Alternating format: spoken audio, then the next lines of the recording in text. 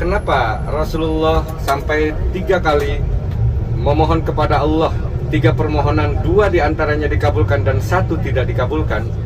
Kemudian permohonan yang ketiga yang nyatanya ditolak oleh Allah, Rasulullah memohon kepada Allah. Assalamualaikum warahmatullahi wabarakatuh. Marhaban bikum, selamat datang semuanya di vlognya Sahabat Salam. Apa kabar kalian semua? Semoga kalian semua diberikan kesehatan oleh Allah dan semoga tidak kekurangan sedikit apapun. Amin ya rabbal alamin. Alhamdulillah di kesempatan pagi hari ini insya Allah kita akan ziarah di sekitaran kota suci Madinah. Dan seperti apa suasana terbaru di sekitaran kota suci Madinah. Tentunya di pagi hari ini saya bersama rombongan dari Travel IRM Intan Raudah Madinah. Dan lebih spesial lagi hari ini ditemani oleh ownernya langsung Bapak Haji Tatas Kurnian. Nah kita mau masuk. Ini sudah sebagian para jemaah sudah masuk dan kita akan menghitung. Assalamualaikum. Kita akan menghitung jumlah kita, takut ada yang tertinggal. Pak Dr. Haji Intep akan menghitung jumlah jemaah supaya tidak ada yang tertinggal. Duduk yang manis, tetap jaga manisnya muka supaya tidak pahit ya kelihatannya. Assalamualaikum Mbak. Assalamualaikum. Gimana kabarnya? Baik, baik. Masya Allah. Kegiatan pagi hari ini kemana saja? Pagi hari ini kita akan mengantar jemaah untuk berziarah di seputar kota Madinah. Tentu akan dibekali pengetahuan tentang perkembangan kota Madinah menjadi kota suci kedua milik umat Islam. Insya Allah dari awal kita jemaahnya sudah ready semua dan mudah-mudahan semuanya sehat dan bisa menjaga protokol kesehatannya dalam situasi yang sangat tidak menentu ini. Semua jemaah tetap terjaga sehat. Amin ya Rabb, amin. Jemaahnya kira-kira sudah kumpul semua atau enggak? Sudah kumpul. Ke atas ya nggak apa-apa ya? Silakan. Oke, nih sambil sekalian mau kenalan sama para tamu-tamu Rasulullah ini yang hari ini insya Allah kita akan ziarah di sekitaran kota suci Madinah. Ini bagian dari depan nih. Assalamualaikum. Itu sama ini 32. Kita lihat kenalan dulu. Selamat jalan semuanya. Nih ibu-ibu cantiknya belum luntur ya karena belum panas. Insya Allah. Udah lengkap Pak. Mantap. Mana Papa? Hilang. Oke, assalamualaikum. Bapaknya hilang. Bapaknya hilang katanya.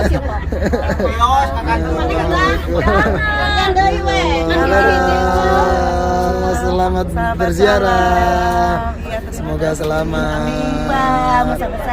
Amin. Masya Allah. Waalaikumsalam warahmatullahi wabarakatuh. Amin ya Rabb. Tunggu. Haji. Abah, Abi, tunggu ada yang belum datang satu.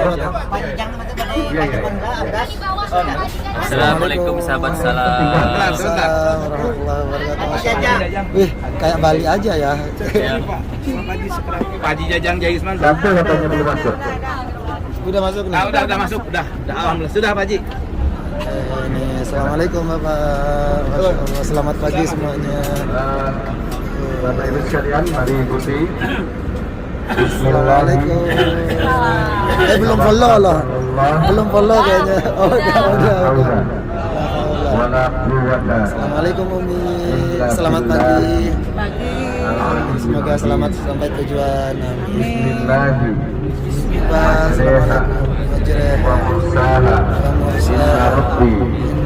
Assalamualaikum. Selamat pagi.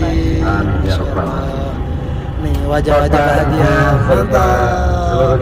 Adek mana adek? Mantap. Semangat ya. Semangat dong. Kami hormati. Alhamdulillah pada kesempatan pagi hari ini kita di kesempatan pagi hari ini insya Allah kita akan ziarah di sekitaran kota suci Madinah seperti apa yang disampaikan oleh Bapak Haji Tatas barusan. Dan kita akan lihat bagaimana suasana terbaru, nuansa terbaru di sekitaran kota suci Madinah. Dan hari ini juga akan kita dengarkan bersama, kita akan menyimak bersama penjelasan dari Bapak Haji Tatas mengenai situasi dan sejarah-sejarah penting yang berada di kota suci Madinah. Dan ini ada Pak Haji Abdul juga. Beliau sudah menjelaskan, kita baru saja berangkat dan kita sudah baca doa bersama-sama. Semoga kita perjalanan kita berkah dan mendapatkan syafaat dari baginda dengan Masjid Al-Ijabah. Sebelah kiri depan ini adalah Masjid Al-Ijabah. Kenapa disebut Masjid Al-Ijabah? Di sini di tempat ini Rasulullah dahulu kala meminta 3 permohonan kepada Allah, yang diantaranya unik. 2 permohonan dikabulkan oleh Allah dan 1 permohonan lagi ditolak oleh Allah. Sampai Rasulullah saja pernah ditolak permohonan itu. Nah, tempat Rasulullah berdoa 3 permohonan itu di tempat itulah yang disebut dengan Masjid Al-Ijabah. Sekarang masjid Alhamdulillah. itu bukan didirikan oleh Rasulullah, akan tetapi hanya situs bahwa Rasulullah Aminnya 2 tahun Haji. pernah melakukan pernah memohon Rindu ya. 2 tahunnya. Iya. dan doanya ditolak, 3 saja doanya, 2 dikabulkan dan 1 ditolak. Ini ada Sedangkan seadanya juga sebelah ya kan. kanan Bapak Ibu sekalian, inilah adalah pemakaman Baqi, yang kadang-kadang di sini disebut Baqi Al-Gharqad di sebelah kanan. Disinilah sahabat-sahabat Rasul, istri-istri Rasulullah dikuburkan dan kaum muslimin yang meninggal di Madinah ini dikuburkan di sini. Dan Rasulullah pernah bersabda, barang siapa yang memohon ingin datangnya kematian, mohonkanlah dikuburkan di Madinah. Karena penghuni Baqi ini, aku akan memberikan syafaat kepadanya kelak hari di yaumil akhir. Maka saya pun pernah memohon kepada Allah, Allah, kalau jika engkau mengambil nafasku yang terakhir ini, aku mohon di Madinah. Karena Rasulullah menjaminkan siapa saja yang dikuburkan di Baqi ini, maka dia akan memberikan syafaat kelak hari di yaumil kiamat. Amin. Bapak Ibu sekalian, sebelum saya menyampaikan lanjutannya, nah sebelah kiri yang masjid kecil ini, sebelah kiri depan, kiri Bapak Ibu sekalian, ini Masjid Bilal bin Rabah, salah seorang sahabat Rasulullah Shallallahu Alaihi Wasallam yang terkenal dengan muadzinur Rasul atau tukang azannya Rasul. Itu adalah Masjid Bilal bin Rabah. Dan Bapak Ibu yang ingin berbelanja nanti diantar sama anak salam, boleh. Di situ ada sebuah pasar yang juga terkenal oleh para jemaah, pasar Masjid Bilal, yang harganya sedikit agak murah dan bersaing. Boleh nanti diantar sama anak salam untuk berangkat ke tempat tersebut. Nah, Bapak Ibu sekalian, saya sampaikan bahwa kenapa Rasulullah sampai 3 kali memohon kepada Allah, 3 permohonan, 2 diantaranya dikabulkan dan 1 tidak dikabulkan. Saya sebutkan satu-satu seperti diurai dalam rangkaian hadis, bahwa Rasulullah bersabda, berdoa kepada Allah, ya Rabb. Nah, ini Masjid Gomamah ya, yang di depan Bapak Ibu adalah Masjid Gomamah, di mana Rasulullah waktu itu melaksanakan sholat istisqa, meminta hujan. Sebelah kiri, nah itu adalah Masjid Gomamah. Jadi situs-situs yang ada di sini memiliki akar sejarah yang panjang, sepanjang penyebaran Islam itu sendiri.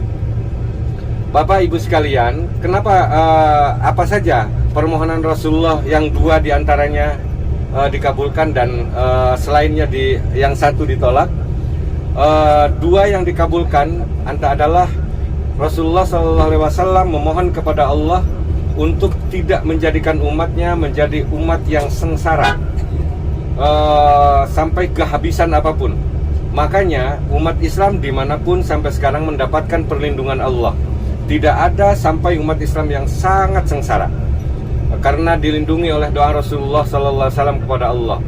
Ya Allah, katanya, janganlah engkau jadikan umatku ini seperti umat yang terdahulu kesengsaraannya.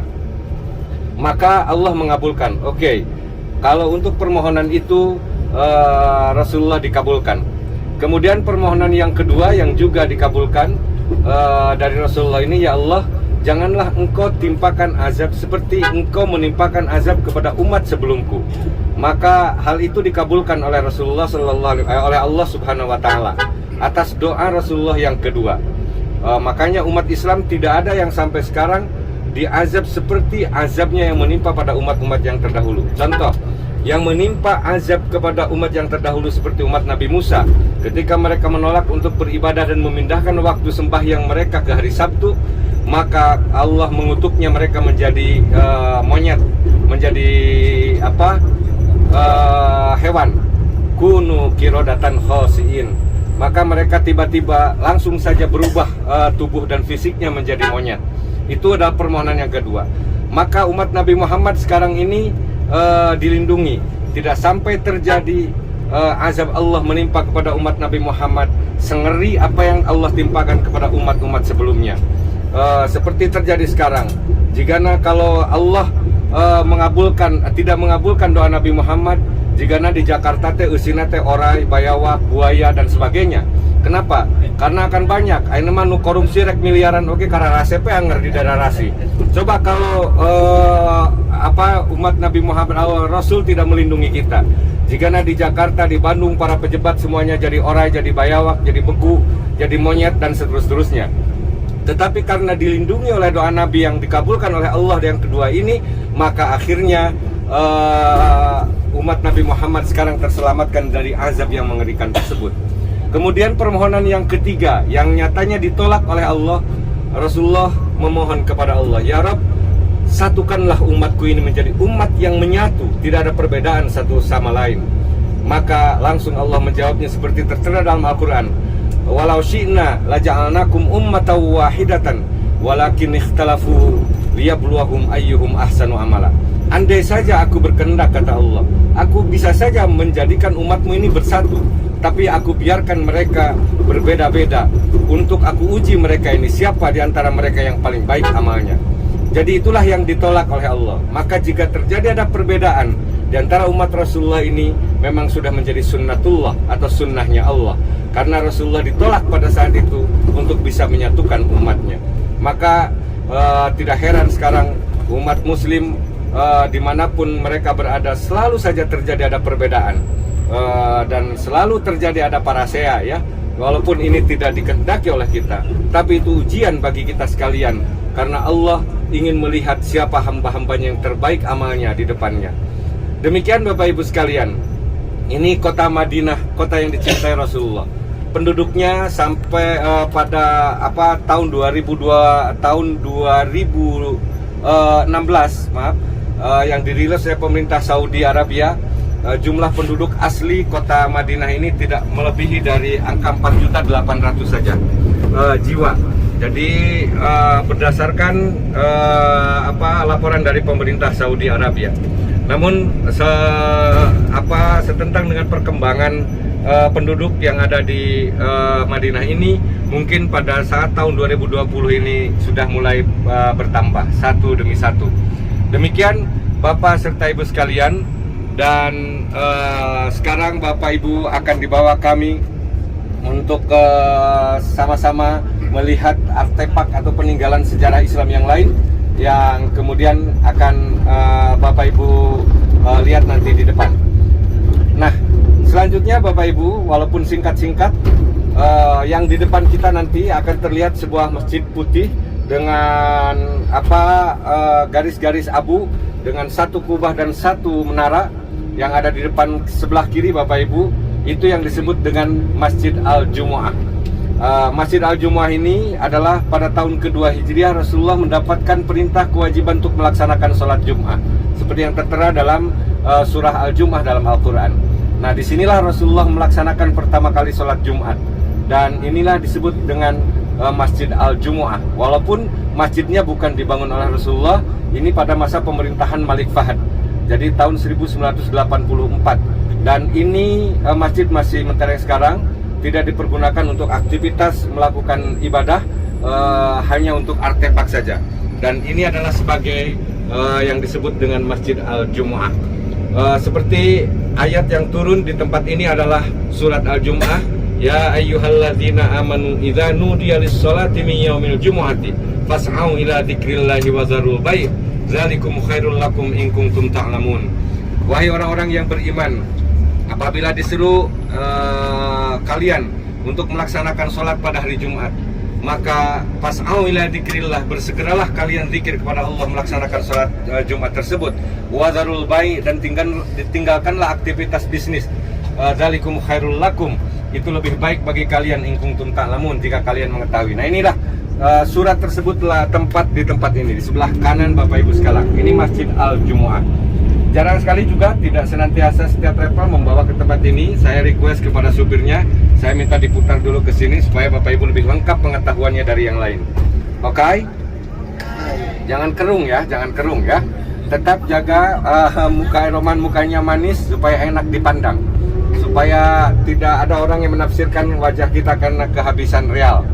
Jadi dan belum berbelanja, akhirnya menghuleng dan mengerung ya. Oke, Bapak serta Ibu sekalian, kita akan melanjutkan.